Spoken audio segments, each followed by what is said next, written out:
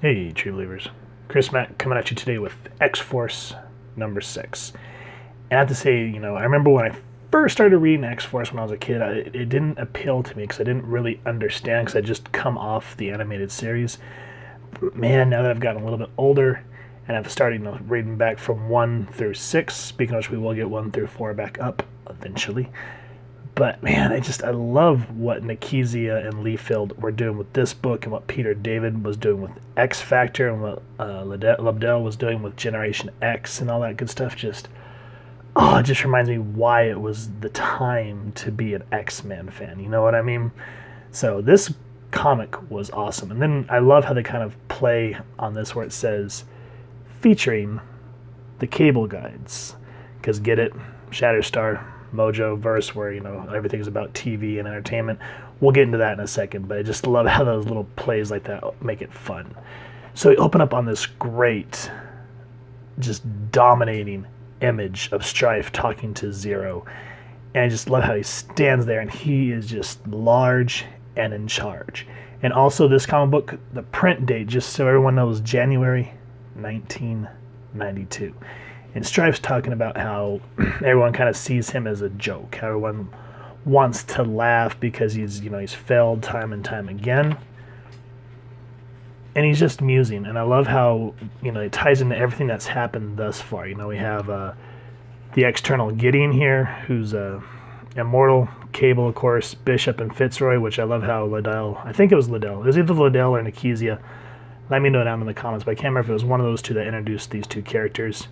But they're from a future where someone betrayed the X-Men, and that was kind of the whole starting point that inspired Onslaught.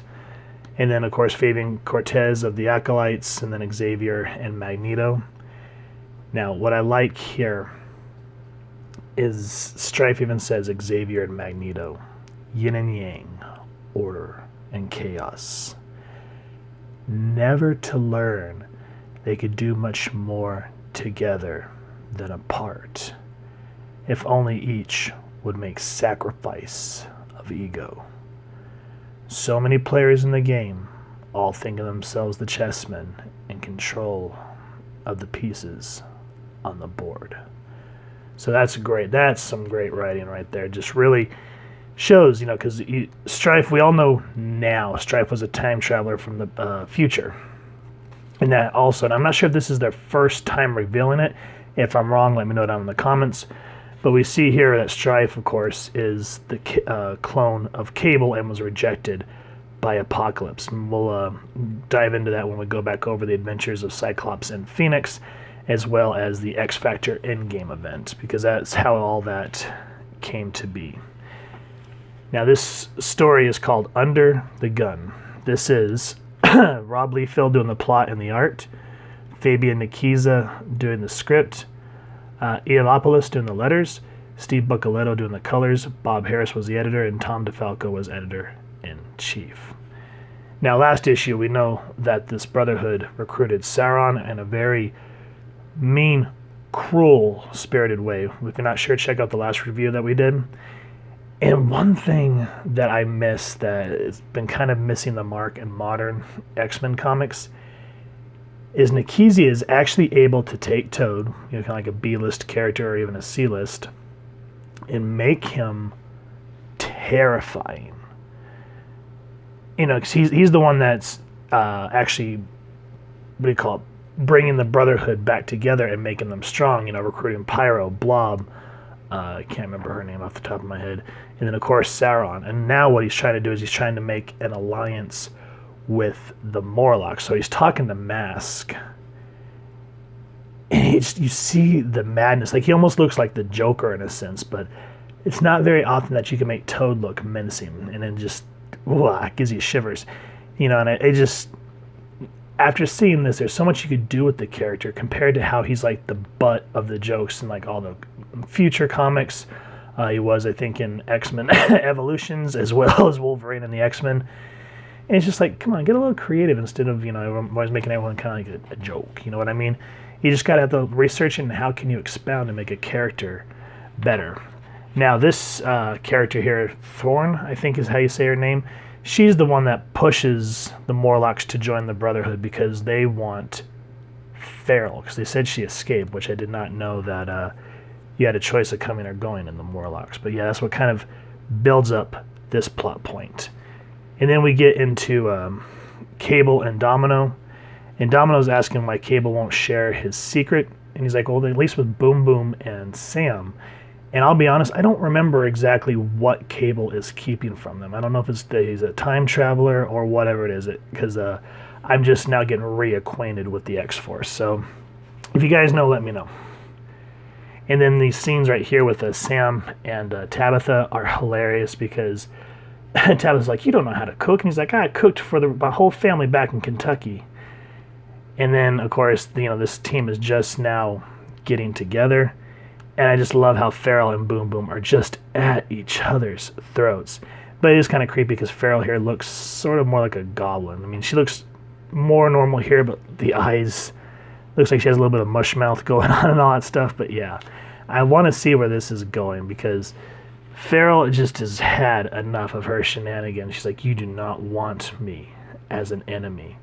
She's like, it's a mistake. And you just see the anger in her face. But at this point, as you found in, New Mutants 99, she has kind of a rough life, so has a lot of bitterness to get over, kind of like Wolverine. And then we get into this battle scenario with Shatterstar and Warpath. And it is great because they're kind of quipping at each other. And he's, Shatterstar here is saying, Siren can act as a fail-safe measure should the battle lust inflame our blood to a dangerous degree. And I love Jimmy because he is just like a cool cucumber, but yet like seething with sarcasm. Because all of a sudden he's just like, okie dokie, and just smacks Shatterstar for a loop. And Shatterstar's like, a well-placed advance, my friend. And Jimmy's like, just still taking him out. And then Shatterstar saying how he would never slash his friend because his katanas or his swords, whatever they are, he's saying, I've never hurt a fellow friend. And Jamie's like, well, why do you need them for practice then? And he says, I need to wield them openly for the better integration of action. And then Warpath's just like, in other words, smack, another smack in the face. He goes, you're a show-off. So it's great dialogue because this team is still kind of new and they're sort of getting used to each other, but there is still that sense of camaraderie between them. And then the Brotherhood attacks. And even Pyro, he can kind of be sort of lame at times. Just these grins that Liefeld and the art team added, just very much like that kind of almost Chelsea-esque grin looking on, just to the point of terrifying. Now, this is a good story, guys. I highly recommend it. I don't want to give any more away. I want you all to pick up this book. But the one thing I did want to go over that we were talking about, and we got to do this in 90s style, is the Cable guides.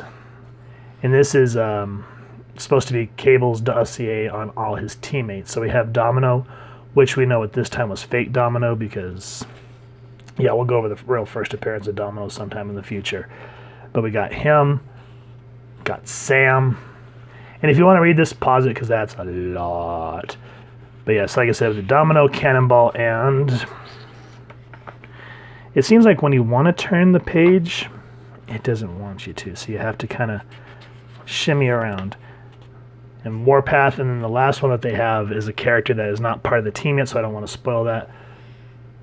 But yeah, I don't know, those shoulder pads, man. You can tell it's 1992. But yeah, I miss when comics would do this. It makes me miss those Ultra Flare X-Men cards because, a lot of them would give you beautiful art on the card, and then you'd flip it around and they'd either kind of give you a quick synopsis of the character or the situation, or there was the other ones, I can't remember what they were called, but they actually would give you the issue number of what the card was inspired from. That's what kind of helped me as a kid being able to go find some of these comics because I was like, wait, oh, hey. And at the time, thankfully, where I grew up, there was a comic shop, and it didn't last long, of course. But yeah, it really helped growing up. So that's one thing about the 90s X-Men books that I've missed, is you just really felt like Marvel was interacting with you in that sense. But of course, I think, you know, got a little too big for their britches, and, you know, they started oversaturating, and that's what caused the comics boom, you know, the fall of the late 90s. So yeah. Anyway, X-Force number 6, guys. Great book. If you've enjoyed what you've seen, please make sure to first and foremost support your local comic shop. If you've enjoyed this review, we'd really appreciate it if you take a moment to hit like, share, and subscribe. Helps the club channel more than you could possibly know. And if you wouldn't mind hitting that fancy little Sauron bell next to subscribe, that way as we continue to upload content, you guys will get notified. Come to the channel, and we love hearing your feedback and having a dialogue with y'all down in the comments below, or our social media pages, which I'll leave the links down in the description below. So with all that said, I hope you all continue to have an absolutely amazing day reading, and happy hunting, true believers.